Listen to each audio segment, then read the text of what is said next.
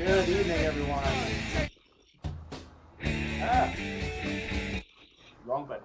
Well, good evening, everyone. Welcome to Rainy Nights. Yeah, you're always going to have these problems. That's how you know it's live. Welcome to Rainy Nights. I am Rainy Ryder. I am your host. Tonight, we have Sprinkle, Cycle, and Sawmill. Say hello. Brap, everybody. We all doing? All right. So, if you've never been here before, this is the show where I interview motorcycle peoples and personalities and find out how they got into motorcycles and what they're doing in their life. So, what makes a motorcyclist tick? So go ahead and introduce yourself and tell us where you're from and what you ride. Well, they call me Sprinkles. I'm from out here in Central Texas. I have a stable of motorcycles, not just a single. Um, right now, my daily is a 2012 Harley Tri-Glide. It's black and chromed out. About to put a custom paint job on it, and its name is Sugar after my grandpa. They called him Sugar Boy back in the 40s. So when he passed away on me in September, I decided to get off two wheels like he asked me to, and got me a trike and named it after him. All right, that's very cool. So Bleak Ride says you have a hell of a beard. It's a beard to be proud of. Well, it's just one of them things that started as a bet, and here we are, what, 8, 9 years later? Very cool. Rocking the beard. Tonight we have 9 Mills on two wheels. We have Diana Fillion style, the Adventurous Rider, my buddy from down south, and Bleak Rides and the Mad Yankee. So welcome everyone. So let's get this thing going. So how long have you been riding? um, my own motorcycles I've owned since 2014. I bought my first bike. It was a Suzuki Savage 650, the single jug, little cruiser. But I've been riding dirt bikes and other people's stuff ever since I was a kid. Um, the first memory I have of a bike, I was about 5, 6 years old, and the new neighbor kid moved in next door, and he had a little mini bike, and his dad was teaching him how to use it. And I was a little bit older than he was, but not much.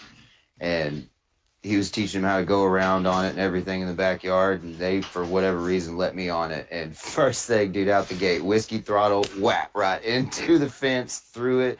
The mini bike went up one of the rails, and I was hooked ever since. I was like, I got to get me one of these. Start off right. Yep, your first time either scares you away from it for good or it just puts it in your blood forever. Yeah, I was always one of those adventure kids, building little ramps with my bicycle. And I rollerblade, I skateboard, I ride bikes. I try to do all the action adventure sports that I can around Texas, with the flatlands and high winds. Peppy says he can't hear me. Can everybody hear me okay? Can you hear me okay? I think it might be your microphone. Can you hear me? Yeah, I got you coming in loud and clear. All right. I think so. Pappy, if you're on Bluetooth, you probably sometimes it only comes through one side.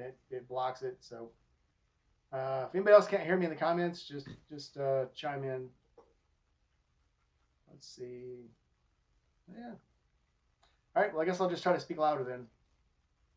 All right. So, would you consider yourself a fair weather rider or a rough rider? I'm a rough rider, man. I don't even own a car. That answers that. Yeah. I have a truck, but it's to haul my RV and for work, doing sawmill stuff. And I try not to use it as much as possible. I mean, even in inclement weather, I got some battery powered gloves and I got an Arctic rated coveralls. I got an Alpine Stars Biotech crash jacket. I just let it rip, man. Got me some Alpine Stars Tech 7 boots. Got a helmet.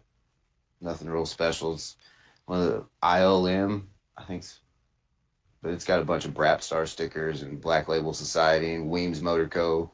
You As it know, should. yeah, got the Odin right on the front of it. Got to represent the boys. You know what I'm saying? Yep, I get you. Yep, I'm not a brand snob. I don't use what's name brand. I use what works. So I wear a hodgepodge of shit too. So whatever works, that's what I wear. Yeah, Yeah, that's kind of one of the things that plays into my whole name of Sprinkles is I don't really care like what it is. There's no reason to be a brand snob or like a color snob. Like my grandpa always told me, why would you want to buy like just one thing? Why can't you buy all the colors? You know? Yep, you gotta do what works. Daniel McClellan just stepped in. Welcome, Daniel. Nice to have you here. So you said you ride every day. So what inspired Just you to about, yeah. what inspired you to get on a bike and just make it your life? Well, I didn't really foresee it being my life. I just thought it'd be cool to like have a bike as a secondary means of transportation, like everybody's got their wind therapy, and I always thought it'd be cool and I couldn't get enough of it, man. Once I got that Suzuki and I got on the road and just let it rip, man, I couldn't stop myself. So I traded in the Suzuki for a Road King, and that was dumb. that that opened up a whole new world, man. Probably been riding maybe a year and a half. Traded in the Suzuki on the Road King, met all kinds of crazy people. Ended up getting my nickname.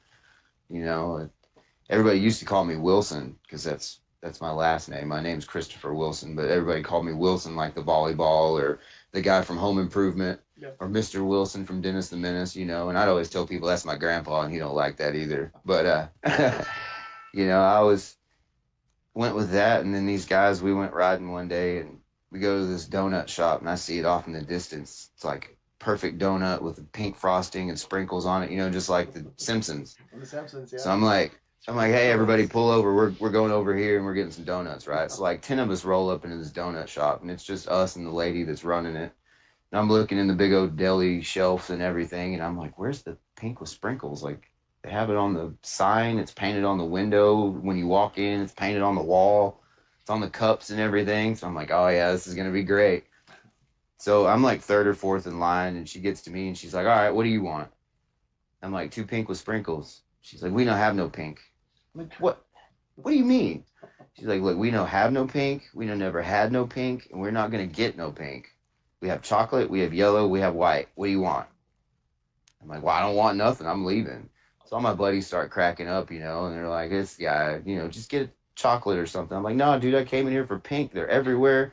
I'm the reason why we pulled over here. And so she looks up at me. She's like, what's big biker like you want pink for anyways? Like, what? I'm like, that's it. I didn't come in here for judgment. I came in here for pink with sprinkles, and I'm leaving. Yep. So I go out in the parking lot and start getting my gear on, and she comes out with a big old bag of donut holes. And she's like, here, I give you free donut holes. I'm sorry we don't have no pink. I'm like, no, it's cool. Don't worry about it. So I get on my bike and do a donut around her, and I take off out of the parking lot, and she's dying laughing, and we're all cutting up. And so about a week later, I'm with my grandpa, and we're walking around in the mall, and I see the Hot Topic store. So I'm like, oh, cool. They might have some patches for my jacket. I'll go in there and check out what they got. So I'm digging around. At the very bottom of I guess the clearance section or whatever, I find a donut with pink frosting and sprinkles on it, and it says, I do not care. So me being an idiot, I stitch it on my leathers and go show my buddies. And I was thinking I'd get like maybe a cool Simpsons themed nickname, like Evil Homer or, Auto Man, like the bus driver. Mm-hmm. And no, my friends, just Sprinkles was born. Hell, nothing wrong with that. That's that's a pretty cool nickname. Yeah, and being a biker, you got to own your nickname. Like if you're given a road name, you got to own it, or you're some kind of punk or something. So it plays into a lot of aspects of my life because I do a lot of things. Like I own a sawmill, I work on motorcycles, I build swimming pools with one of my buddies, I do land clearing, I do maintenance for properties. I used to work at a mall and I was a maintenance man there. I'm a professional chef. I mean, I'm really more of a professional cook. I was basically Chef Ramsay at a restaurant. The order comes in, I yell at everybody, tell them what I want. They bring it to me, quality check it, send it. Like I do all kinds of crazy stuff, and sketchy cost extra.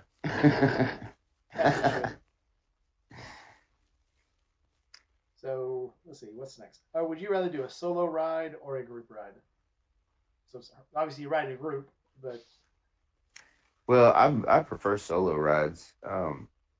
honestly, I just like to just, go out, and then you don't have to worry about, well, am I going too fast or am I going too slow, or does everybody have gas? And I live out here in the sticks, so there's not really a whole lot of my buddies that ride. And since they got jobs and work here and there and do stuff, we can't ever really seem to come together. So I just go, you know. Right on. It's good. It's a good way to unravel your head sometimes. Sometimes you need that alone time, just Yeah. to get into I your own like head. chasing sunsets, and a lot of my buddies are like, "That's so weird. Why? Why?" And I'm like, "Well, because it's pretty, you know." Yep, yep, yep. I love it when the sun goes up. I put it in a couple of my videos. This is the nicest time to ride when everything's just turning orange and red, and it's nice and Yeah, like quiet, you quiet don't inside get your to own see head. those colors all the time. Yep, it just makes it special. And the window is very short sometimes, but it just makes the ride so cool. Makes it worth it. Yeah. Sick Bastard stepped in. Mad Yankee stepped in. Hello, guys. Somebody was asking about my back. Yeah, I'm actually doing better. They had me on some good drugs for a while, and I'm taking a little time off of work, so I'm better. So thanks for asking. All right. So do you do a lot of moto meetups? And if so, what's your favorite one? Um, I haven't gone to any yet. I was going to go to the Brap Star camp out, Forgotten Angels, and I got to Monroe, Louisiana, and took all my gear off my trike because I just bought it the day before, and made it from Abilene, Texas to Monroe, Louisiana. And when I took my gear off my bike didn't move. Like the shocks just stayed. And so I was like, ooh, I can continue to ride 1,000 miles down to the camp out and then 1,400 miles back to Texas. Or I could just turn around now, go to the dealership and see if they can help me figure out what was going on with it. Because I just got it. Like they didn't even have it out on their floor yet. It was in the back. They were working on it, putting new tires and whatever on it. And I ended up trading in my 21 Sportster and my 12 Road King on it. Because, like I said, my grandpa wanted me to get a trike. So I did what I had to do and got rid of them and got on it. Right on. Well, eventually you'll make it down there, hopefully. Yeah, I'm hoping maybe in March, I'm going to go down there and check it out. The business that I bought into, I do mobile RV repair. And we're supposed to go down and check out around the Orlando and Tampa area and all the different RV parks and things of the like, and see if we can help out at the camp out. People come down in RVs or whatever.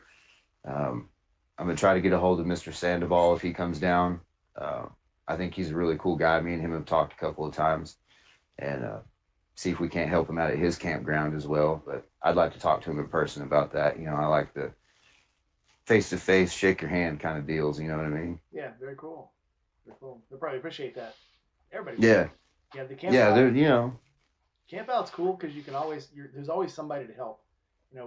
We talk about it a lot, but there's never a day that goes by at the camp out that somebody's not helping someone else work on their bike. There's a bike jacked up somewhere in the back of somebody's truck, or 3 or 4 people are helping a guy change his tire or helping him change the brakes, or a couple times a guy has split a bearing out there, and they'll pull his tire off, run it down to one of the shops downtown. There's so many people helping so many other people out there. It just makes you feel good.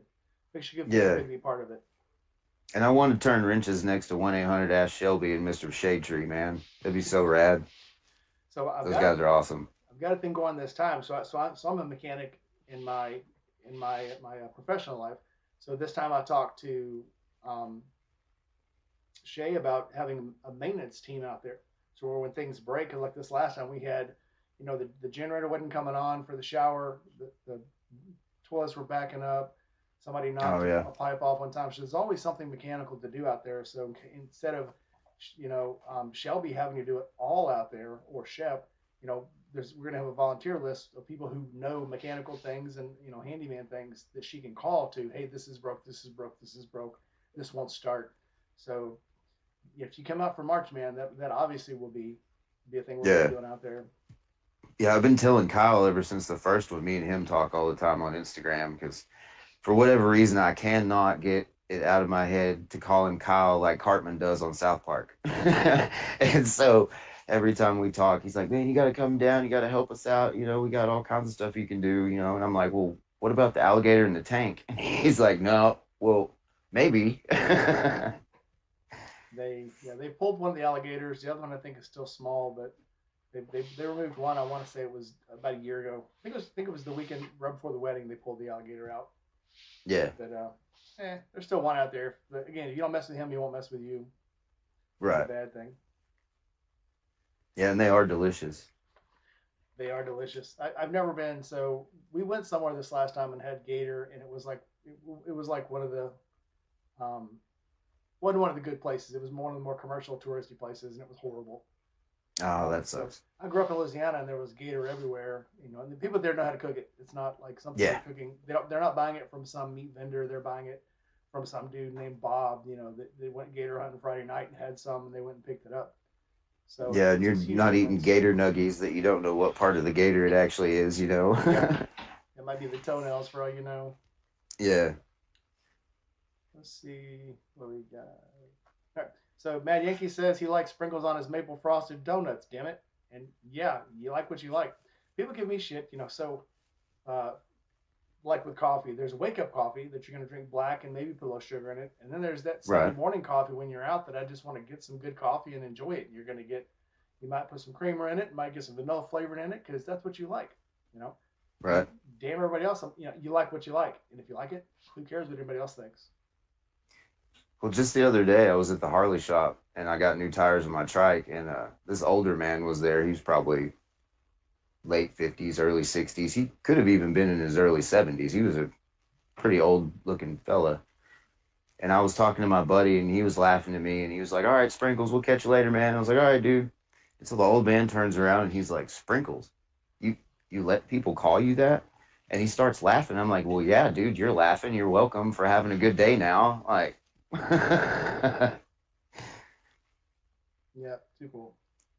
Too cool. And it's a little bit things like that that happened in your day that just make your day better. So, yeah, because like he did not look like he was having a good day. It was raining, and he had to ride his bike up to the Harley shop to get it worked on, and he was all frustrated about parts or something. And I was like, just made him giggle, and he like, old gruff biker dude. You're not expected to start cracking up at my nickname, yeah, too cool.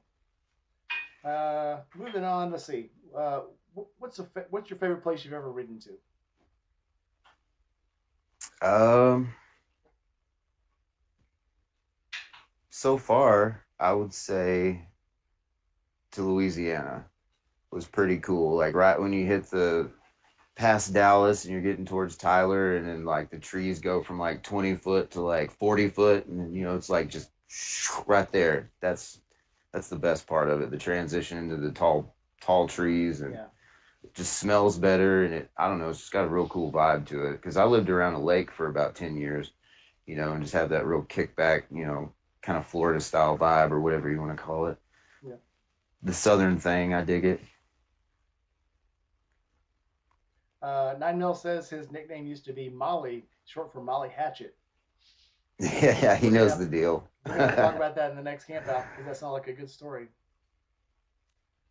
All right, what is the stupidest thing you've ever done on a motorcycle?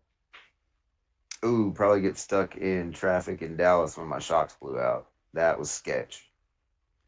I went from sitting on my seat to sitting on top of my 100-liter army bag in the back seat, and then back down to my seat because I didn't see the pothole in the road.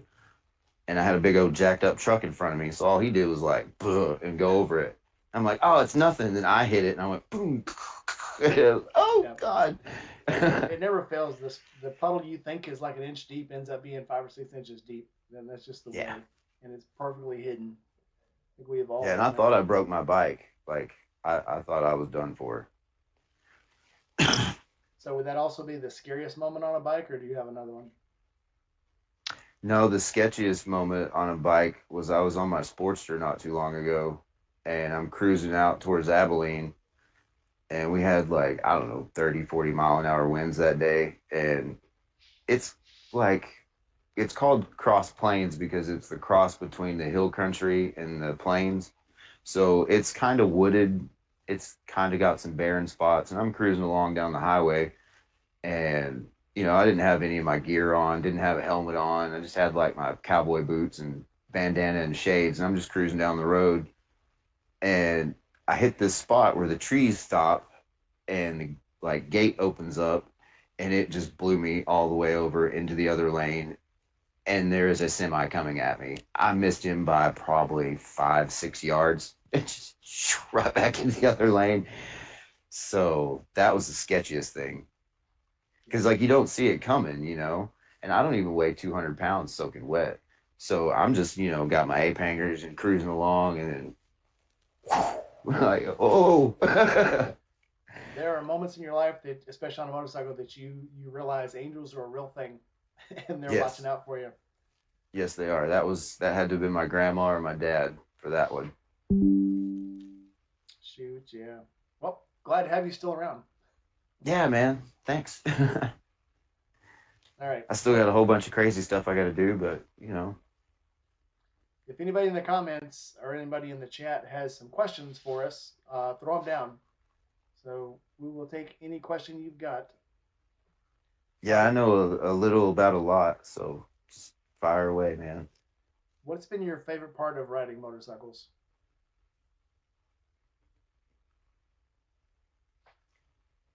The freedom of my soul, if that makes sense. Hmm. I've always kind of been a free spirit, and I believe in God and everything, and all that entails. I don't like to get all deep into it because I'm not one of the guys that goes to church and whatever, nor do I try to preach my religion down anybody's throat. I have my way of viewing it. You got your way of viewing it. As long as we're all good at the end of the day, I think we're going to be all right. Mm-hmm. And really mean that we're sorry when we say it. But I just feel so free and released whenever I'm on a bike that, like I'm just cruising with God. You know what I mean? Like, I don't think you would put those things on this earth for us to not use them. That's how I see it. Yep. Like the old Harley commercials used to say, if you've never ridden one, you don't understand. Yeah, and you're never gonna get it. You'll never understand until you get on one and you feel it. Like the meme says, "Now I know what a dog feels like when it hangs its head out the window." Oh yeah. Yep. Yeah.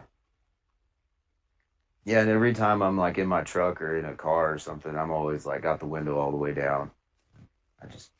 Even if it's freezing cold outside, I was driving my little Ford Focus, had my little coveralls on, had the sunroof open, all 4 windows down. It was like 30 degrees out, just cruising down the road. Yeah, it's very different in a car or a truck. It's very confining. Once you get used to, like you, I ride. My wife has a car. I get rid of mine. Yeah. Because I live in Mississippi. The weather's great every day almost, except for last week, obviously. But right. Yeah, once you get used to it, you don't want to go back. You're in a car, you feel No. isolated. You feel like something's blocking you. You can't see. You feel like kind of claustrophobic. And it like bothers me too because I play music. Like I play 7 different instruments, and I love music with every fiber of my being, dude. Like all different kinds and sorts and whatever. There's some of it that I don't have great opinions about. There's some stuff that's annoying or whatever, but for the majority of it, man, I miss having a car just for my sound system. I had like a 3,000 watt stereo with my, banging behind me, subwoofers, and I really enjoy that. But man, riding motorcycles, like I have a trike. It's got a stereo. It stays off. Right on. Quick Shoe 6, welcome to the chat. I don't think I've seen you yet. Is he one of your friends, Ray Shoemake? I think he's in the Brapstar chat every once in a while, if I'm not mistaken. Well, Ray, welcome in. Glad to have you here. Howdy. All right. Christian Biker just stepped in also. Welcome, Christian Biker. Nice to have you here. Let's see. Now, what's the most frustrating part of riding for you? The bike breaking. My buddy that I worked for in Abilene said it best. You bring your broken motorcycle to me because what breaks a motorcycle? Riding it.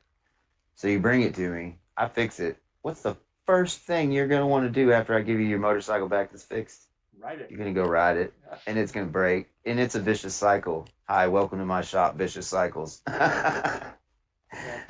It's like, wow, that is genius marketing, bro. How did you come up with that? Yeah, I'll tell everybody that rides, learn something about your bike because it's going to eventually break. You might as well. Oh, yeah, you got to learn how to do your oil. You got to learn how to adjust your clutch. You got to learn how to check your brakes, your tires. You got to be hands on. And if you're not, you better have a whole bunch of money in a shop right down the road that's willing to help you. Yeah, it's always that small stuff that you can do yourself that's usually going to ground the bike, like a Yeah. loose battery connection, a loose drain plug, uh, brake caliper bolt coming out, something very very easy. Your cable's coming loose, cable snapping. It's always going to be something really small that you could probably fix in 10 minutes. That if you don't know how to do it, you're done. But if you know how to do Yeah. it, you can back up. You can be back on the road in 5-10 minutes. Right. So learn stuff about your bike. It's very important. Bleak has a question for you. What moment or experience was it that solidified your love of riding? There's a single moment. Where were you? And yeah, let's just go there. Where were you and what was the moment like? Well, I was probably in like fourth or fifth grade, and the principal that we had rode motorcycles, and he had a big old dresser, and like this was like the coolest dude ever. Like wore his suit while riding his motorcycle, and I was Yeah. like, this guy is living the dream. How are you gonna tell me I'm being a bad kid and then go hop on a motorcycle and like so he was always real cool to me, and all the kids at the school loved him, you know. And if you got perfect attendance, he'd give you a ride at the end of Hell the yeah. year. And so it was kind of a curse and a blessing, I guess, because my name is Wilson, so I'm always at the last of the list. And I didn't get perfect attendance till I was like in sixth grade, leaving elementary school. By the time he got to me, he ran out of gas, and I never got a ride. Well, damn the bad luck. But on the opposite side of that, at least 2 to 3 times a week, he would follow behind me on his motorcycle, following me home because I had to do like the crossing guard duty, you know, and hold the flags down in front of the traffic and wear the little vest and whatever. So whenever I get done and put all my stuff up and have to walk like, I don't know, 6, 7 blocks home, he'd follow me home on his motorcycle. Too And cool to that be was true. like, if that guy can be that important and be somebody, you know, like anybody can ride. And that was the moment that I knew sooner or later, one day I will own a motorcycle. It may not be a big old dresser, it may be a chopper, maybe a sport bike, but I will ride no matter what I do. I will find a way. That is excellent. Another Texan just stepped in, Chasing Ghost. Welcome, Chasing Ghost. Nice to have you in. On that same note, so out of all the movies and TV shows that had motorcycles in it, what is your favorite TV or movie motorcycle? Man, that's a toss up because everybody's like, oh, I love the Captain America bike, right? Because, you know, USA, USA. But at the same time, I don't know, that's like his bike, you know? And if I get to choose one just from TV, just from it being on TV, I want Indian Larry's Chain of Mystery. All right, that was the That biker bike is build-off bike. sick. Yes, sir. Yeah, I love Had it, the man. chain frame that he welded all together and had the Yep. twisted tubes and everything. Yeah, dude, Yeah, that's the style I dig. that dude was a magician. Man, we lost him too soon. But I mean, Yeah, everything in its own time. But yeah, he could do stuff with bikes that just made everybody else go, yeah, we should be doing that. Remember the root beer barrel bike? He made the root right. beer tank. That was people. That was a new thing. Nobody had ever seen that before. The way he shaped that tank, and it was like, oh my god, we should have been doing this all along. And now you see him all over the Yeah, place. this is So revolutionary. yeah, And what was so cool is like he didn't do it because like a customer wanted it. He was like, yo, this is my bike. I'm building it my way. If you want to buy it later, hit me up. that That's was like the coolest coolest way to guy. be. Yeah, he was a cool guy. Everything about him was cool, dude. And his So style was like on point for his area, you know, riding in New York City with the closed streets and the potholes and the crazy traffic everywhere. Like he was dialed, you know, to what he needed. And I just think that's so cool. very awesome.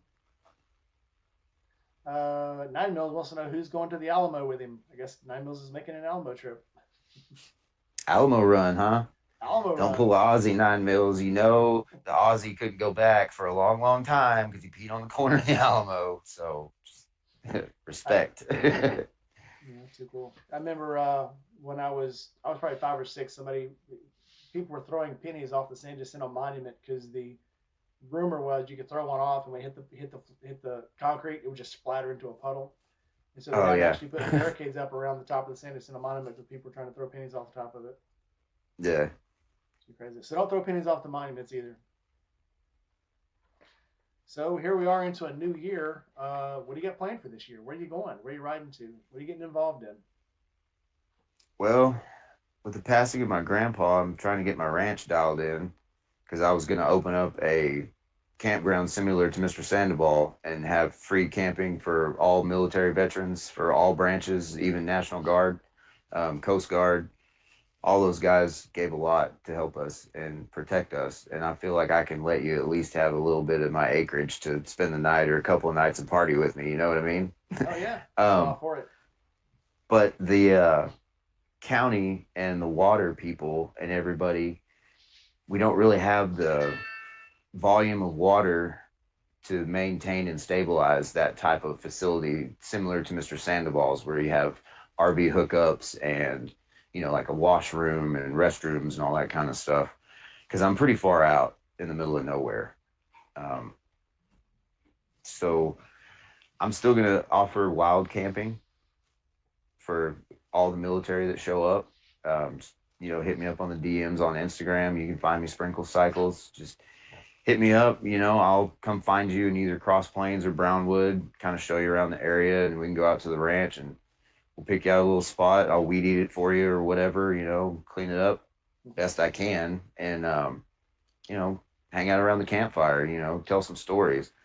Because I really feel like those guys need help. And all these foundations and everything do a lot of great things, but not everybody's hurt in that way where they need a wheelchair or, they need crutches. They might just need somebody to talk to and drink a beer with. Like, I don't drink, but, pour it up, man. Let's just hang out around a campfire, you know? Sometimes you just need to get your head together. You need to be around Yeah, like-minded people, and that's all the help you need. It is hard to be. I retired from the military, and it's hard sometimes to talk about things with people who were not military. So if you can go right. somewhere and there's military people there, and you can talk, even talk about the military things, you just got to be around people who have seen the things you've seen and can understand you. Right. So very too cool. And I'm not military. They didn't want to let me in for whatever reason. But I've had a couple of cousins that went in and they did very well for themselves, and I respect them very highly for that, and as well as everybody else who joined the military. And no matter if they did something good or bad, you still joined up, and I respect that. Pretty cool. Yeah, that would be actually cool to go out and hang out somewhere with a bunch of military guys out in the middle of the woods. Right? I would enjoy it. Oh yeah. I mean, I got a little tank. I got some catfish. I got, we can set up fire pits. Yeah. I got a couple of rock formations that are kind of neat. We could go check We don't out, need running water. We'll have beer. It'll be fine. Well, I do have running water. I just don't have an abundance. That's the problem. You just need enough to drink. You don't need to. Yeah. Yeah. I've gone to the campouts before and gone 3 days without showering, so I think, yeah, it wouldn't hurt me at all probably. Right. Yankee had a question. What was the most moving moment you've ever had on a motorcycle? Be it like a spiritual moment or just an awakening moment? I think I lost him. Stand by, everybody. I'm back. I got you 3 times. Ah. I've got 2 of you on here now. Okay, let's run with it. Yeah, I don't. So I don't know how that happened. Let's run with it. So, what has been the most awakening moment you've had on a motorcycle? Bringing one back from the dead.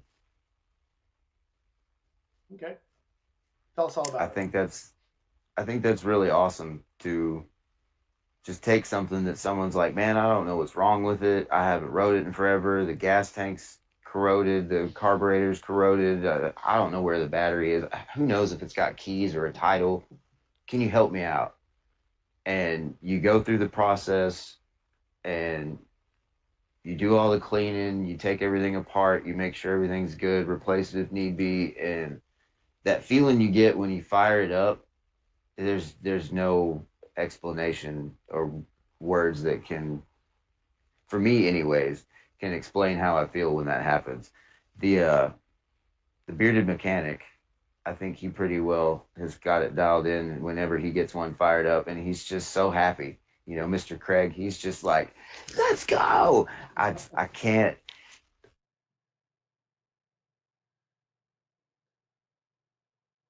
He may be having some storms down where he's at. Be patient, people. We'll get there. On here. I'm There you back go. now. Aha. Are you having storms out Yeah. there? No, I have like full service and everything. Okay. I don't know what's going on. As long as I can keep getting you back, we're fine. Yeah. Yeah, I'll reconnect. Working in But maintenance yeah, is that like feeling that. of Yeah. I've done that before with machines. I've done it before with motorcycles. I've done it before with electrical things. Take something that's dead and somebody wants to get rid of, and they're like, "Well, if you can't fix it, we're just gonna junk it." And next thing you know, you've got it running like it's brand new, like a brand new used one. And yeah. it definitely gives you a cool feeling. Yeah, I bought 1985 Goldwings from a guy for $600. Two of them were all together, and one of them was just like a parts bike, like didn't have any panels, had like one or two foot peg like pieces, but not the entire peg, and the carburetors were already off of it and everything. And it took me 2 days maybe, and I had that Goldwing running, and I raced a Dyna and like gapped him. Very nice. Hang in there, people. We'll get this straight before too long. Now it's sending me messages saying, "Hey, this thing keeps crashing on you." Yeah, I know that. Yeah, we keep getting you back, so it's fine. All right. So if somebody came up to you and said, "Hey, I just finished the MSF course. I rode a 250 for a while, and I'm competent. I'd like to get a bike that's reliable, that I can work on myself, and that will run for a long time." What would you tell them to get? Don't worry about all that stuff. Get what you want. Whether it makes you look cool, whether it makes you feel good, whether it's the one that you just can't stop looking at after you get off of it and start walking away and you turn around and look at it, get that one. Good advice. I agree. Totally. Yeah. All right. If you could go anywhere on a motorcycle today, starting anywhere, I lost him again. We're getting there, people. People, very sorry. Be patient. He always comes back. So give him a couple minutes. There he is. I'm persistent too. All right. So if you could go riding anywhere, starting anywhere, ending anywhere, where would you go?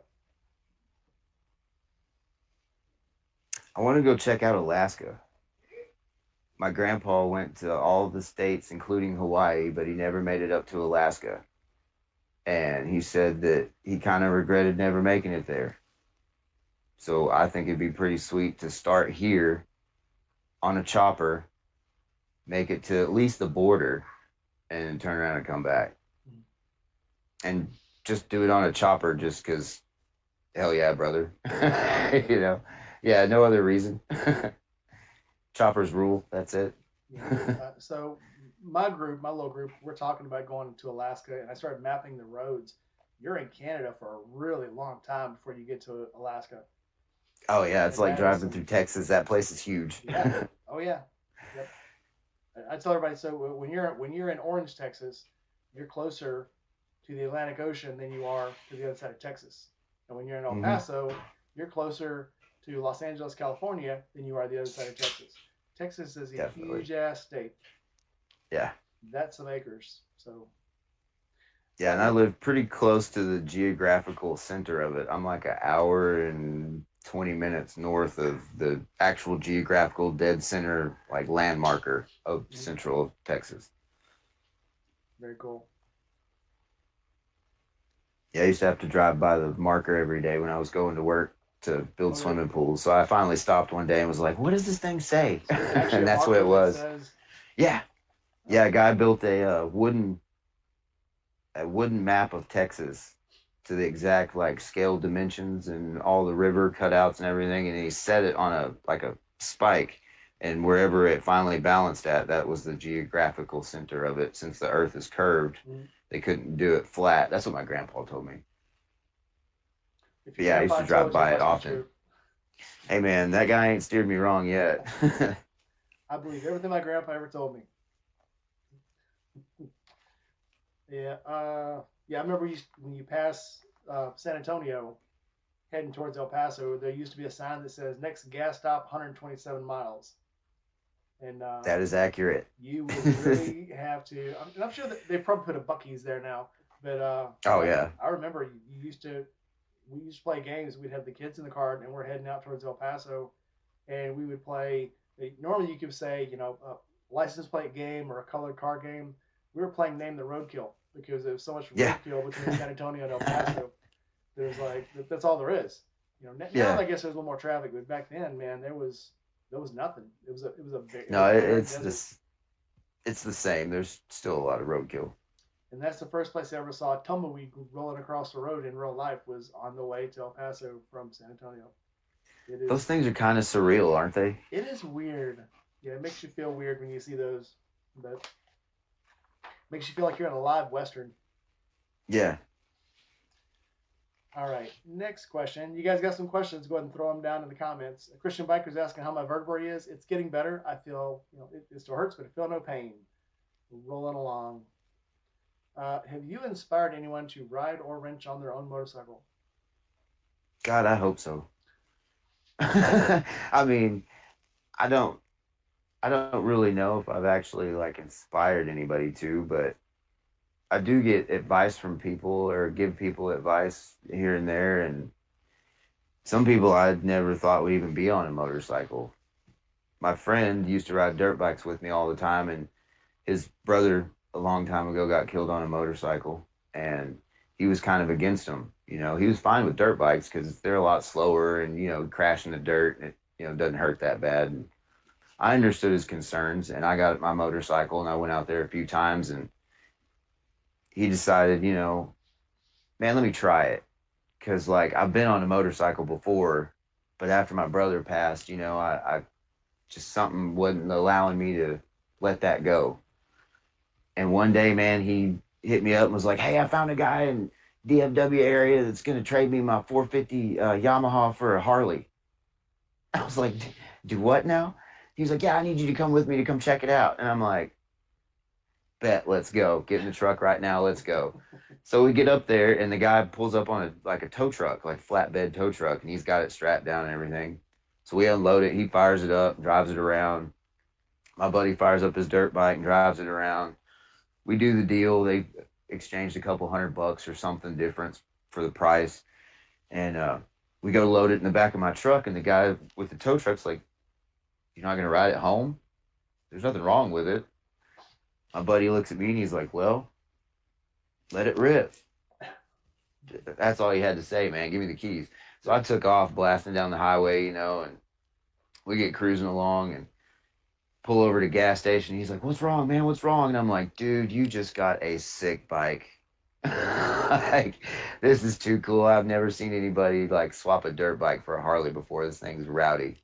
Like, he gets home, he gets more accustomed to it. His old lady wants to ride. She's like, "Yo, give me a ride on it." And he's like, "Well, it's a Sportster. I'm not so sure it'll handle two up very well."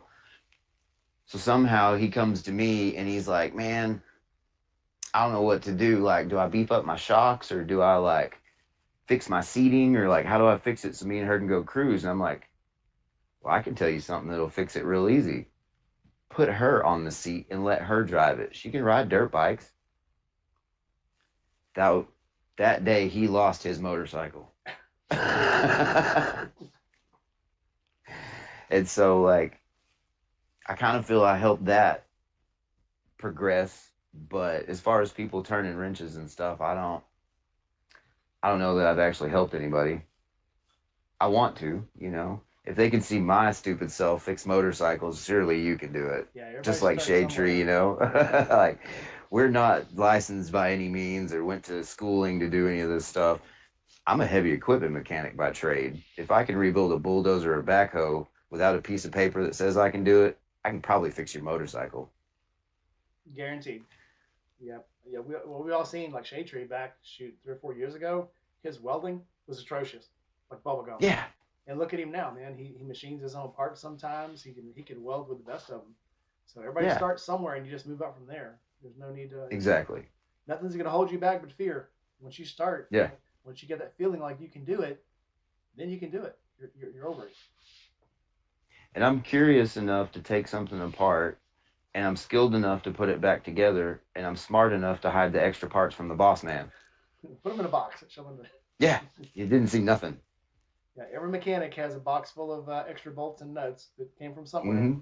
But if it runs after you're done, you must have did it right. So Yep. ramble on. All right, next question. You guys got questions? Go ahead and throw them in the comments. I got one for you. Okay, go ahead. Since we're talking about motorcycles, like what is going to be your next one? You've got the Sporty, you've got the Beamer. You know what you like about both of them and don't like about both of them. Eventually, I would assume somewhere down the line you would want something different, or maybe like a newer K series because those things are rad. I had a K75, or like a newer Sporty that's got the cruise control. I'm actually thinking so if I get a different bike than the one I have now, I'm actually thinking of either a Moto Guzzi um, adventure bike, like That would be neat. they have what was it the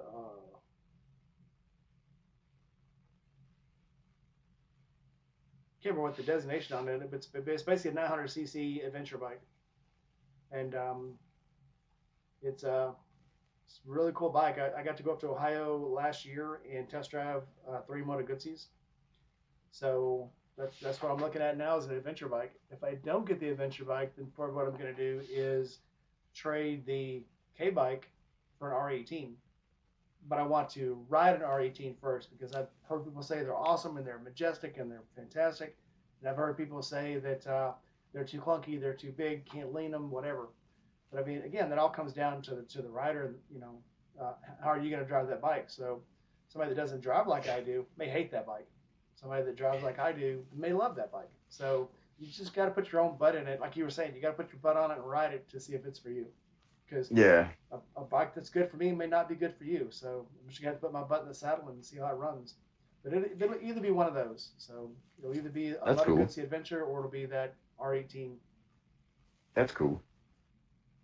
That is cool. Yeah, I often wonder like what people like what their next one's gonna be, because I have a general idea since I worked, doing mechanicking at a shop for 6, 7 months. I rebuilt about 50, 60 bikes from the dead. Um, I always want to know like, okay, so you got what you got. What do you not like about it? What's the next one? Like, what is the next one gonna fix the problem of this one? Like some people are too short, so they got to get like a lowering kit on their bagger, or they want air shocks, so they can sit it down on the frame whenever they park somewhere or something, look cool. It's just, I'm always curious, like, what's next? Yeah, the cool thing about Harleys is I always say Harleys are like Lego systems. Whatever you don't like about it, pull it off and put something else on. They're very easy to customize. That's a good Yeah, thing, and it's also a bad thing because you can dump a lot of money into these bikes. As long as you're not willing, as long as you're not thinking you're going to get that money back, go for it. Because yeah, I've talked to a lot of dealers and a lot of people that say, somebody will bring in a bike and go, well, it's got $10,000 worth of chrome on it, and they're like, okay, we'll take it off because it ain't worth shit. You actually yeah. devalue the Means bike. nothing to Yeah, us. doesn't mean anything. But yeah, I've done everything to the Harley to anything I didn't like about it. Now I've customized it to me, and it's my bike. It fits me perfectly, and I think I've done about everything I want to it almost. But Yeah, it's a radically different bike than it was when I bought it 2 years ago. I mean, it's right. Because once you get it set up how you want it, it changes everything. And yeah, I didn't realize that because I bought my Road King off of a lady who was around Shay Lisi's height, and she rode a Road King, so it was dropped and had some short handlebars on it. And when I got on it, like I was kind of like squunched down, and I just felt weird riding it. So I got the Sportster, which is still kind of a smaller frame because I'm like 6'1", so I look kind of goofy riding a Sportster. But I had the mini apes on it, you know, and had my arms kicked up a little bit and could relax my legs out and just cruise down the road, and it wasn't so bad, but it was lacking in power. So it was like, well, do I spend a whole bunch of money souping up this Road King to make it where I can ride it comfortably, or do I put a whole bunch of money in the power of the Sportster, or do I just get something different? So I did. Choices. Yeah. Flip, I did see all your comments, but like Original Concept said on the end of the conversation. Flipping the Bew Mule, that dude's cool. Yeah. Yep. Yeah. He actually was my first subscriber to the channel. So actually, right on. Subscribing to the membership. So very cool of him. Yeah, that guy's popping up all the time on my feed on Instagram. Yeah, the retired guys, they got extra time like that. They can spend their time just hanging out online. Yeah, like, where are we going to go now? And post these cool pictures. Look what I'm doing. Yeah, too cool. Straight jealous. Straight up jealous. I did. He's making fun of me. He said I can lay the BMW down just like a Harley. Yeah, it lays down just like a Harley does. It's like, yeah. He had to go there. That's fine. It's yeah. I've never laid that bike down, but I mean, I guess it's the first time for everything. Like they always say, it's not a question of if you lay it down, it's when you lay it down. No matter how good a rider you are, you're going to find yourself one day in a condition that you're going to go down. So you might as well be ready for it. You know, I hate seeing, again, you know, I believe in people's personal choice to wear what they want to wear and ride how they want to ride, but be ready, you know, because eventually you're going to go down. So it is what it is. Yeah, I hope I live as long as you two, Flip. All right. What is one thing people may not know about you?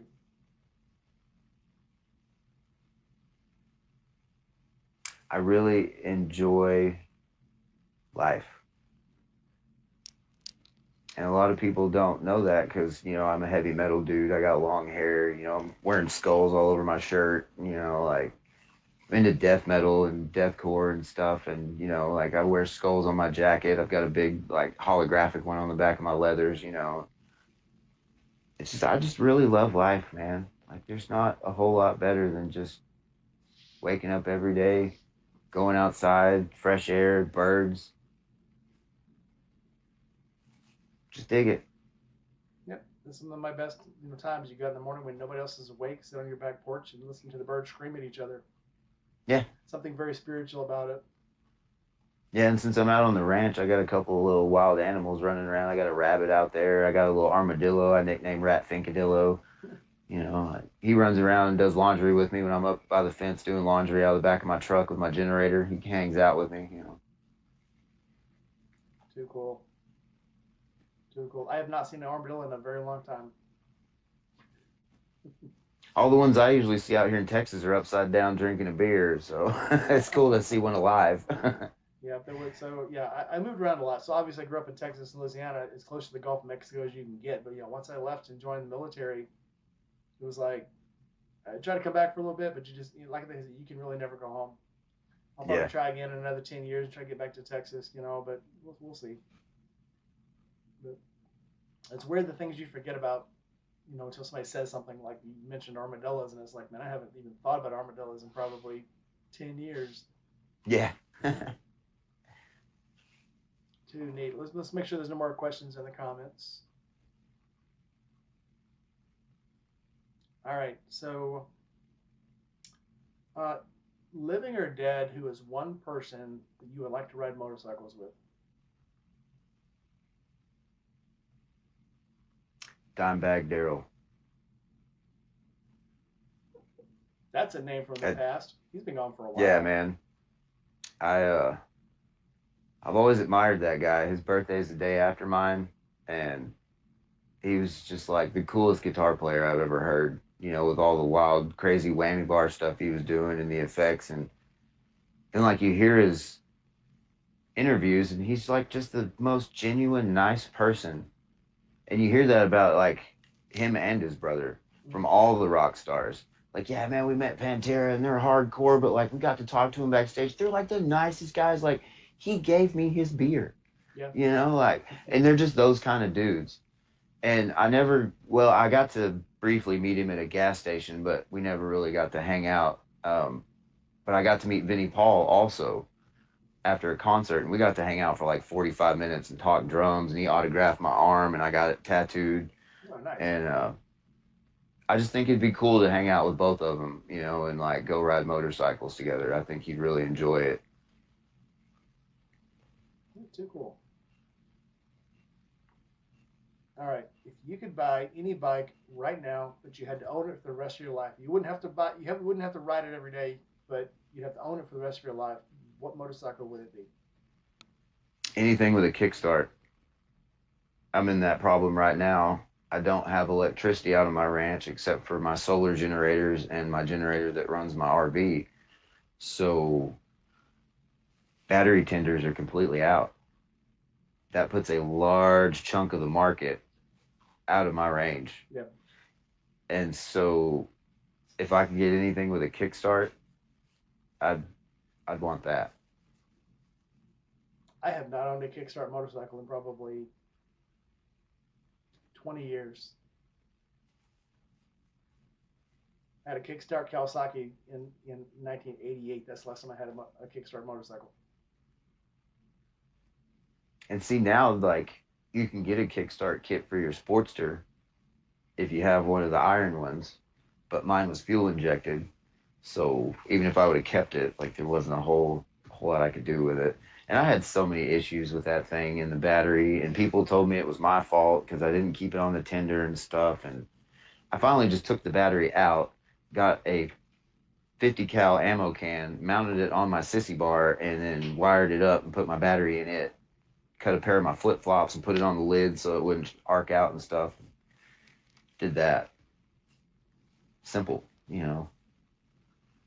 I'm actually trying to figure out a way to put a bigger battery on my Sportster now because it just, for some reason, it just keeps killing the battery. I learned through the system, what was it? It is a 120 amp battery on the bike, and it's supposed to have 145 amp. It's just a little below what it calls for to keep it charged. So I'm actually I bought a 160, and I'm trying to figure out a way to mount it on the bike because it's actually bigger than the pocket it's supposed to go in. So and see, my issue is the battery that they gave me was 250 cold cranking amps, and it didn't have enough juice in it to turn the motor over because I had a 1200, and it didn't have enough power in it to turn that motor over a few times to get through the compression to get it to start.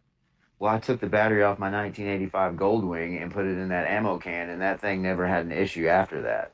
So, yeah. Sometimes you just got to fight with stuff until you're like, you know what? I'm just going to go bigger and better. Because that's all it was. Yeah. I went from 250 cold cranking amps to 345, I think it was, on that new battery. Never had an issue. There was never any like lugging on the engine, you know, like Sportsters start hard because they're high compression. Mm-hmm. Never had that issue. Just wham, fired right up. Because when I fire up my Goldwing, I wouldn't even have my thumb off of the button yet, and it would already be running. So I knew that battery, like it's got some firepower. And that's all it was just a matter of a little bit of amperage. Yep, it definitely makes a big difference. Yeah, the BMW has a huge battery in it too. I touch it and it's starting. It don't matter how cold it is, no matter how thick the oil is. But again, the oil on that thing is like I think it's a 520 that's in it. The right. Sportster has 2050. And I asked him when I took it back. So when I bought it, I got the 3-year plan for it. It came with the bike. And when they put oil in it, I said, can you put some 1040 in it? And they're like, no, you got to put 2050 in it. That's all we can put in it. And I said, well, I'm going to ride it all winter. And they're like, yeah, we can't put anything, due to it being in the shop. We can't put anything in it but 2050. And I said, all right. Went out to start it 2 weeks ago, and it wouldn't even roll over. I'm like, great, well, next time I'm doing this myself. And see, they were trying to tell me at the dealership, like, it could have been an issue with me not riding it. Well, I rode it every day, 80 miles a day to go to work and back at the motorcycle shop because it was 40 miles each way. I put it on the tender. I mean, I pulled it straight off the tender and hit the start button, and it never did anything again. That battery was dead. I took it to them. They tested it. There's nothing wrong with this battery. I took it to Napa. They put it on their cell, device where they can test and see if there's a dead cell in it and all the voltage and all whatever fancy jargon they can do with batteries. Not a single issue with it. But it would not start my motorcycle. Always go bigger, if at all possible. Yeah. Take all the guesswork out of it. Exactly. All right. Keep throwing your comments or your questions down in the comments. We will get to them soon. What bike would you ride just once, knowing you could never afford it or ride it again? So basically, you could ride it one time, and once you got off of it, you couldn't get back on it. And we're talking about a bike that because either because it's so scary or because it costs so much money, you wouldn't actually be able to own it, but you still want to ride it one time. That would either be this is a serious toss up because I love drag racing, so it would either be Larry Spider Man McBride's bike that he rides, or Chris Moore from Moore Mafia's Melania, the Turbo Busa. Melania, yes, Melania. Dude, Melania is one of the coolest things that I've ever seen. And the noises that it makes with all the pops and bangs and fire coming out of it. And same way with Spider Man's bike. All the 4 exhaust pipes just shooting flames as high out the back. Dude, yeah. Just let it rip one time. Dude, that thing has got to be a beast. I've seen him, and obviously you have too. I watch his YouTube channel. That thing is freaking insane. Yeah. And, he used to show. He used to in the front of the first part of his videos. He used to show him standing that thing up. And Oh, yeah, when he's going down track, yeah, he does the whole quarter in a wheelie. that is Yeah, insane. dude. And that guy is like one for real rider. Yeah. Like him and his brother Big Country both. Like those dudes are rad. I didn't know that was his brother.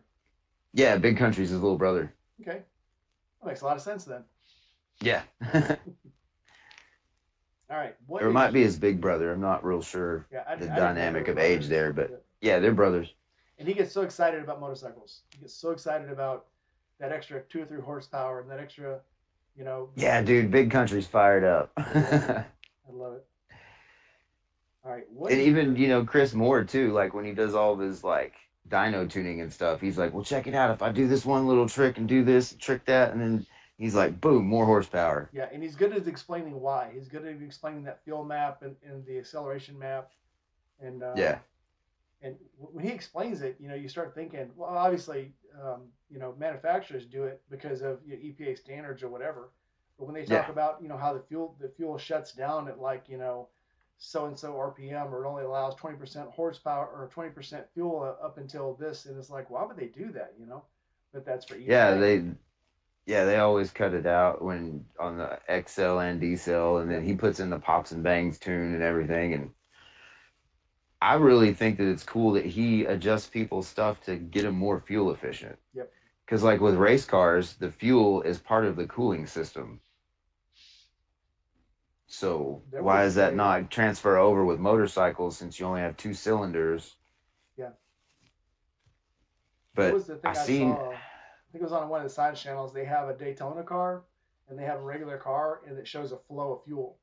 And it shows how much fuel goes actually into a race car engine and how much goes into a regular car. There's like this little trickle stream going into a regular car. And it's just pouring, yeah, it's like for a race car. It's insane. But I love watching stuff like that though. I love stuff that I remember those commercials too with I can't remember what race car driver it was, but it was like, this is your car at 70 miles an hour. This is my car at 200 miles an hour. Yeah. Whoa. Big difference. Okay, next question is, what is your toxic trait? Well, I have a few of them. So I guess the most obvious one would be that I'm crazy and am able to talk people into doing stuff that is probably not should be done. Or they talk me into doing stuff. It's kind of a 50-50 there. Yeah, there was a thing on, I think it was either Dennis Kirk or one of the motorcycle cell channels. Was a guy jumping a mini bike, and it was like, this. At this point, I realized I had effed up, and I'm thinking, all these people are like, oh, I would never do that, but they say it up until somebody goes, I bet you can't do that, and then like, well, yeah, I can. Watch me, hold my beer, hold my beer. Yeah. Yeah, that's definitely it. I even have a patch on my jacket that says, that's a terrible idea. When do we start? Yeah. Absolutely. Yeah, it's the one sure way to get anybody to do anything is to tell them they can't do it. Mm-hmm. Because I guess not with everybody, but you get a person who really is an achiever, who really likes a sense of accomplishment, if you tell that person they can't do something, you're damn well you can bet they're going to do it. Right. Because now it's not they have something to prove, but they have something to prove to themselves. And I think that's probably the most interesting person is the person who's trying to prove something to themselves, because that person is going to achieve things in life. They're going to keep doing and doing, not because they want to please somebody else, but they want to make themselves feel more complete. Yeah. Too cool.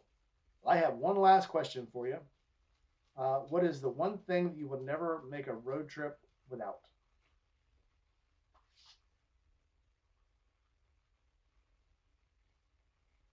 Well, now that I have it, I'd probably say my crash jacket. Just because of the simple fact of, I mean, there's cages, there's cars, there's semis, there's other bikes, there's all kinds of craziness flying up off of the road, debris and everything. And, I gotta have that thing. I don't know why. I guess it's my new security blanket, I guess. I mean, it was expensive enough, it should be. But I really like that thing. It makes me feel a lot better about myself when I go out on the highway, because I usually stick to back roads. I just get out and cruise 20, 30 minutes a day, cruise on my bike, go back to the ranch and work and do stuff. And I think that's a very important part of my life now, is that crash jacket. What do you want, dog? Get out of here. No, the dog can come on. It's fine. We like dogs here. Oh, you want to check him out, CJ? Can I pet your dog? This one's not mine, but he'll probably let you pet it. Oh, nice. Yeah. Yep. I used to never wear gloves. I wear gloves when I got cold. Mm-hmm. And then I started catching rocks in the hand. And then I started getting really good gloves. Now I can't. I mean, I can literally forget to wear a jacket, but I'll get naked without gloves on. Oh, yeah. A rock to the knuckle is the worst feeling. Yep. Two things I've caught and I never want to catch again is a bumblebee and a frog, actually. But I caught a bumblebee in the side of the head and I caught a frog in the leg.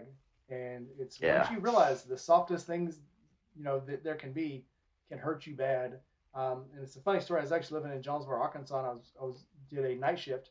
I was driving home. It was probably 2:00 in the morning, and something hit me in the leg, and it was just enough light where I could tell that it was moist. And I reached down and touched it, and when I looked up, it was blood. I was like, "Holy shit! Somebody shot me, or something hit me, or oh no!" And I pull over under a streetlight, and there was a frog leg like this long stuck to the side of my leg, and I'd caught a frog. Caught one of the big Alabama or Arkansas river frogs right in the side of my leg. And it bruised the shit out of me. But I was probably going about 80 miles an hour too. But it's crazy how the smallest things when you're on a motorcycle, and again, you're free, you're in the freedom, you're in the wind, you're in the road. But there are things out there that want to hurt you badly. So as safe as you can be, man, do it. Again, up to the point of uncomfortableness. Like I said, there's, I've rode down to Texas before to see my mom and to see family down there. It's been 115 degrees. You do not want to wear a full jacket. You do not want to wear full riding pants when it's 115 degrees. So you start trying to come to a compromise with yourself. I still want to ride. I want to be safe. So I still have a long sleeve shirt. Still got my glasses. Still have my gloves, my helmet. But you've got to compensate somehow. $1 Million Bogan said it best: the risk versus reward on those kind of situations. Because like he rides all over everywhere, and he always wears his helmet, but he doesn't necessarily always wear that crash jacket. And then he went to Bolivia and had that gnarly orange one that he wore, and I haven't seen him put it back on. But at the same time, he's in Australia. It's the middle of their summer. It's probably like 1,000 degrees down there. So he's like, no, I'm gonna chill with my helmet and my gloves and boots and be good, Yeah, because you gotta be safe. And I get that. Because I've seen people watch me put all my gear on, because I have a, modular helmet, and then I wear a balaclava, and then I have my crash jacket, and then I wear my leather jacket that's got padding, armor in it. I have my chaps. I generally wear jeans and pajama pants, and then I have my Alpine Stars Tech 7 boots. So, I'm completely head to toe geared up. And even still, sometimes when I'm trying to go on an on-ramp and turn and look behind me, I can't, but I just have I guess a relationship with God where he's like, bro, you're good. Just nail it.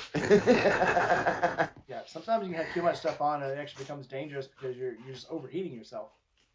Yeah, And, yeah, that's a major problem too. Or like someone like Shay Lisi, when her and Shay True were going cross country and she can't regulate her body temperature properly, and things like that. You just don't think about until you're stuck in the situation, you know, miles and miles from home, and you're like, oh my God, I don't know what to do. Do I go home or what? And in those kind of instances, like her, she just had to fight through it.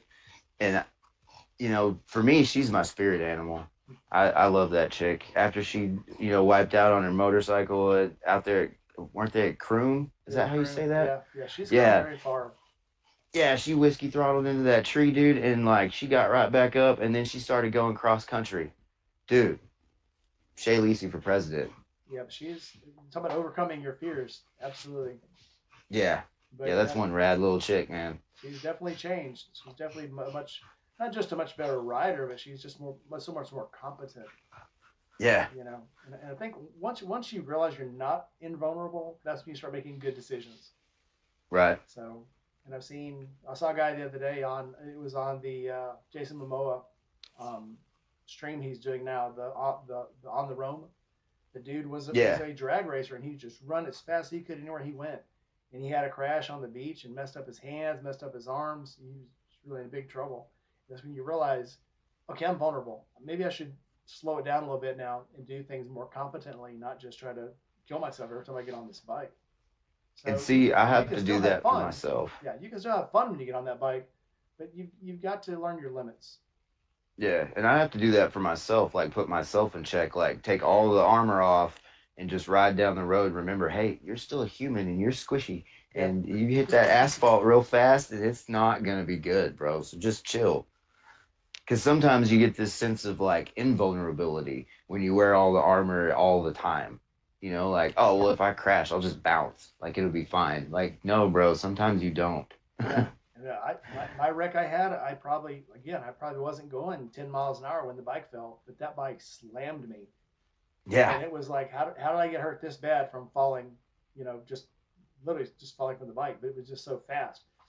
When I went to edit the video, I'd like slowed it down by frame, and I'm recording it like 60 frames a second or 90 frames a second, but it was like one frame I'm up, next frame I'm down. So literally a 60th of a second, it slammed me to the ground that fast. Yeah. So I didn't even really know what had happened. I was watching it, and you're cruising along, and it's like you're coming up to the red light, and I was like, whoa, what? How did it even do that? Yeah, I still haven't figured it out, but right up there with if weird things are going to happen, they're going to happen to me. And well, like you said, I did this to myself. I named myself Randy Ryder, and look at what I did. Mr. Original Concept Garage was saying, things like you talk yourself into, you say, like riding on ice.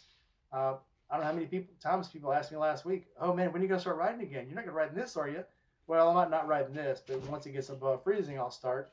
In the morning, I got up, it was like 36 degrees. And I was like, okay, well, I should be able to ride today because I always say as long as it's above freezing, I can ride. And next thing you know, I'm on the ground. So yeah.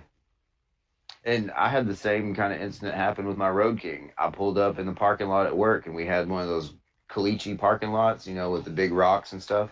I pull up, and I lean over to the right so I could put my kickstand down. My Jiffy stand, excuse me, Harley. I go to put my Jiffy stand down, and there was a rock underneath my right boot that shattered, and me and the bike just boop, on over right there in front of the parking lot. And literally, I was standing, the bike was off, everything was fine. I leaned over, and then all the way over. My buddy comes running out. Oh my God, are you okay? Like, don't worry about me. Get the bike up. My wreck I had in 03, I was like that. There were people when I came to, first thing I did was look for the bike. My bike's laying on its side. I'm like, get my bike up. Like, don't worry about your bike. I'm like, no, there's spilling fuel everywhere. And he goes, no, it's not. You don't understand. I love it. I'm like, no, like, he stood the bike up, and it was like the kickstand was like this far off the ground. And he's like, oh, this isn't going to do any good. And I went, okay, fine. Well, he pushed it over. Fine, just drop it. Yeah. Well, he pushed it over and leaned it against the light pole. And he's like, is my bike, I have a t-shirt upside down. It says, is my bike okay? It's written up like that. That's awesome. And so it's like, yeah, I can heal. My bike can't. The bike has to be professionally fixed. Get it up before something happens Right. worse, you know. But Yeah. I don't know. Sometimes when you wreck like that, your mind's just not in the right place. You're thinking about everything but yourself. You know, it is what it is. Yeah. Yeah, and like one of my buddies, he wrecked. He was doing a charity ride, and a car pulled out in front of him, and he laid his bike over, and his footboard crushed his ankle. And everybody was like, "Oh my God, dude, is your bike okay? Is your bike okay?" Nope, not one single person was like, "Bro, how's your ankle?"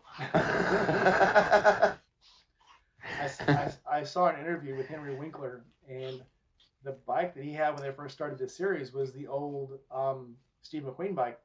Yeah, the Triumph. And he was on that bike, and they were doing some filming, and he gunned it, and he didn't know anything about bikes really. They were trying to teach him, and he flew forward, hit the camera cart, flipped the bike, and everybody started running towards him, and they stepped over him to get the bike up because it was an old because it's Steve McQueen's bike. And then once they got the bike up, then they came to check on him. So it's like, hey, I'm fine, I guess. At that time, he wasn't the Fonz really yet. He was just the dude on the show, and they were filming a pilot, and he wasn't important yet because he wasn't a star. But the bike was. The bike had been a star before. So, Lost on the Road just stepped in, just as we are coming to final Lost thoughts. on the Road. What's up, dude? What's up, Mike? Nice to see you here. You guys got any more questions? Throw them down in the comments. We're about ready to do final thoughts. And I got to do the shout out to the Boom 9 Mills. I love that guy. His videos are super inspirational. They helped me out a lot when I was dealing with my grandpa's cancer and stuff. I want to shout out to that dude. Like, don't stop, 9 Mills. Don't. Yeah. Just keep going, brother. Matt's videos are like having a conversation with a friend. It's almost like he's such a cool dude. Yeah, pretty cool. And if you go to the camp out, he'll let you ride the bike. Oh. You better not let me on that V-Rod. It takes some getting used to, but it's that's a bike. You don't ride it. You come to terms with it. You come to an agreement with it. It's a very that's bike. like that Dodge Tomahawk. You're not a passenger. You're just a spirit. Yeah. You're making mild suggestions. You're not riding it. You're just making suggestions. Yeah. But you got any final questions for me?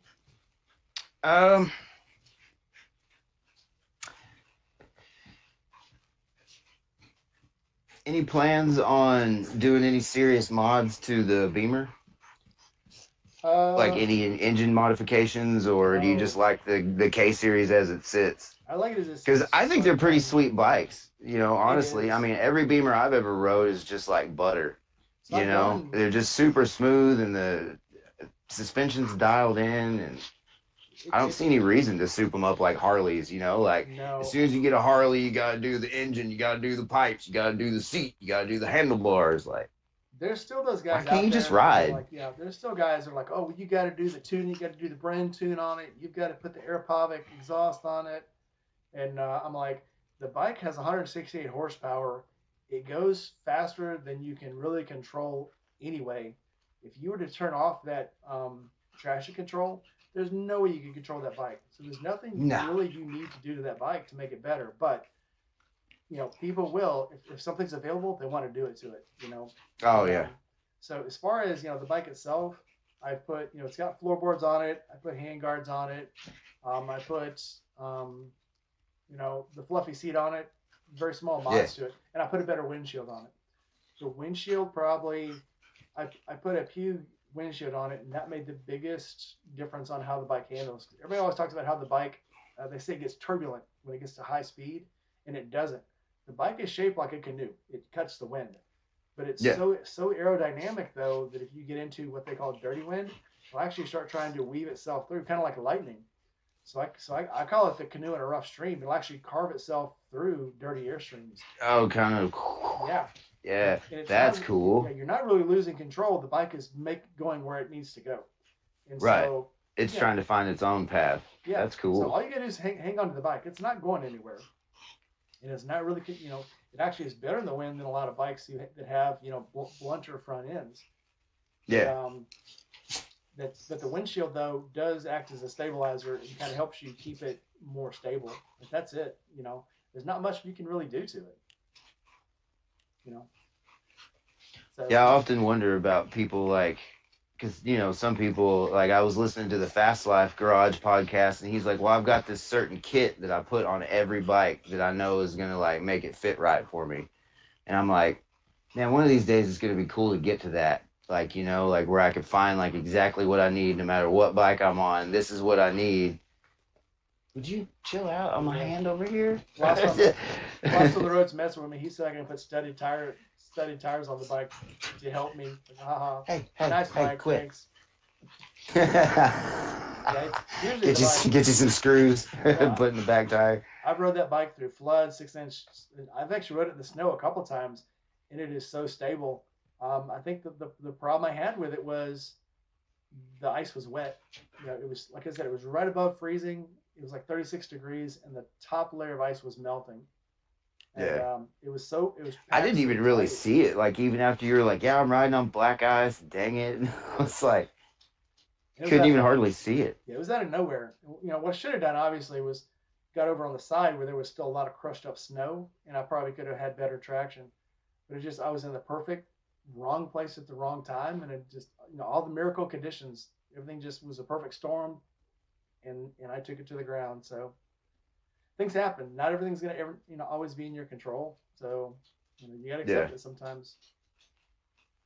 Yeah, and I've dropped just about every bike that I've owned. Well, minus the trike, but I mean, I banged it into one of those. You dropped that trike, poles. You got some bad problems.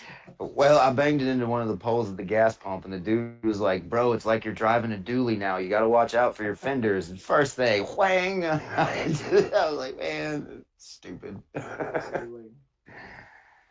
Yeah, you can recover from anything though. Like I said, things are going to happen, and you just got to move on. I generally prefer to like mess up something new when I get it. Like when I got that Sportster, it had those boots that cover the front shocks. Yep. So I got my pocket knife out and cut those stupid boots off. Wouldn't you know it, I have a windshield breaker on the bottom of my knife. It just scratched my front fender. First day, like I hadn't even had it 45 minutes yet. It's like, get these stupid things off of here. Yep. So Matt Yankee says, daily reminder from his mom that I am the rainy rider, not the icy rider. Very true. And tell your mom thanks. Mad Yankee's funny. He is funny. And I'm so looking forward to the March camp out. I can't stand it. Yeah, even if they don't clear me to ride by then, I will at least drive down because this camp out, it's not something I want to miss because it's just very special to me. Yeah, I've been wanting to go ever since the first one, but I've been taking care of my grandpa for the last 6 years, dealing with my grandma passing, and then I moved out of my house and helped him out and been taking care of him, and then he battled cancer and COPD till the very end, and I mean, he passed away while I was giving him CPR, and I just want everybody to know that no matter what happens in your life, do what Mr. Sandoval said, buy the damn bike, get off the couch and ride it, please. Totally agree. Never wait for the perfect moment because the perfect moment's never going to come. No, just go. You'll be a lot better off if you just go. All right, we're going to go ahead and close this out. Thanks everyone for coming. Make sure you hit that like button before you go. If you haven't already subscribe. And we'll see you next time. You got any closing thoughts for us, Sprinkles? Thank every single one of you for being my friend I haven't met yet. Thank you. From the bottom of my heart, I mean that. Every single one of you out there on 2 wheels, on 3 wheels, even if you don't have a bike anymore, thank you. I mean that. Well, we're going to close it out. So Sprinkles, stay on. We're going to go ahead and say goodbye to everyone else. Thanks everybody for coming, and we will see you next time. Brap, brap, everybody.